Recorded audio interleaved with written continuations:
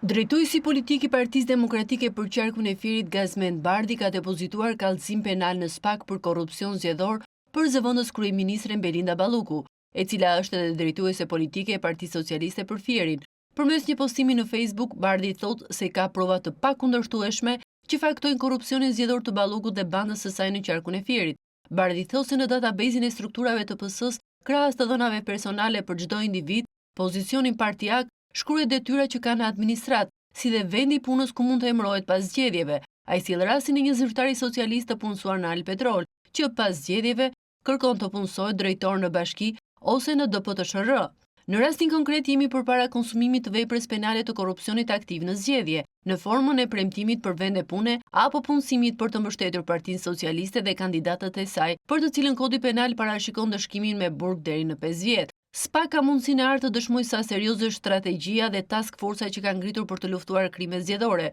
duke kryer që sot identifikimin dhe arrestimin e personave përgjegjës së kësaj skeme kriminale, duke filluar nga drejtuesja politike e socialistëve për qarkun e Fierit dhe secili vartës i saj, pjesë e bandës elektorale që i ka kthyer Fierin në shesh të korrupsionit madhor dhe paligjshmërisë flagrante prej disa muajsh tashmë, thuhet në reagimin e Bardhit. Zyrtari demokrat shton se nga ana e SPAK nuk ka asnjë angazhim real për të goditur krime zgjedhore, që po ndodhin hapur në qarkun e Fierit, ndërsa thekson se Rama e Balluku jo vetëm nuk kanë hequr dorë nga krimi zgjedhor, por tashmë po kërkojnë të blejnë vullnetin e qytetarëve me të gjitha mënyrat dhe format.